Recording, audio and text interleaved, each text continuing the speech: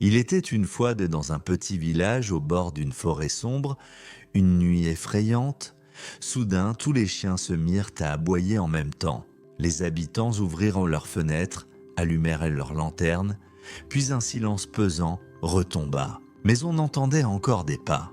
Des passes encore, comme si quelqu'un marchait au milieu de la place. Mais avant de continuer, n'oubliez pas à vous abonner, de laisser un pouce bleu pour soutenir cette nouvelle chaîne, car ici je vous raconte des histoires belles et magiques. Continuons donc.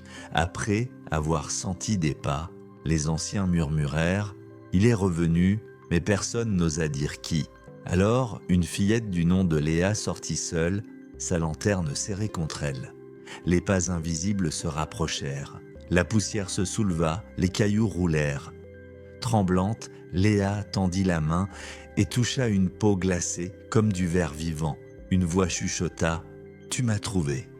Une silhouette apparut dans la lumière. Un garçon, vêtu d'un manteau ancien, ses yeux brillants comme deux étoiles noyées dans la brume. Les villageois, tapis derrière leurs fenêtres, chuchotèrent « L'enfant des bois, le disparu ?» On racontait qu'il avait été englouti par la forêt, choisi comme son gardien.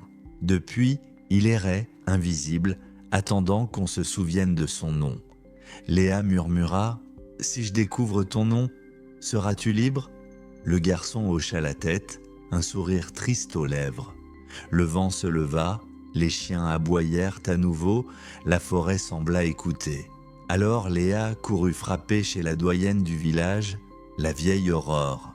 À la vue du garçon translucide derrière l'enfant, la vieille femme blêmit « C'est impossible, dites-moi son nom », insista Léa. Les larmes aux yeux, Aurore répondit « Il s'appelait Adrien, c'était mon frère. La forêt l'a prise il y a 60 ans. » À cet instant, le garçon leva les yeux. Son corps se mit à briller comme une aurore et les chaînes invisibles se brisèrent en éclats de lumière. « Merci de m'avoir rendu mon nom.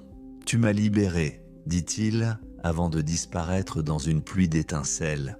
Depuis ce soir-là, les chiens ne hurlèrent plus et la forêt perdit son aura menaçante. Et Léa sut, pour toujours, qu'aucun être oublié ne disparaît vraiment, tant qu'il reste quelqu'un pour se souvenir de son nom.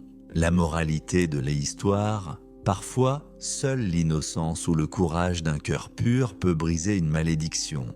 Voilà, c'est la fin déjà. Dites-nous en commentaire ce que vous pensez de l'histoire et abonnez-vous car d'autres histoires magiques arrivent.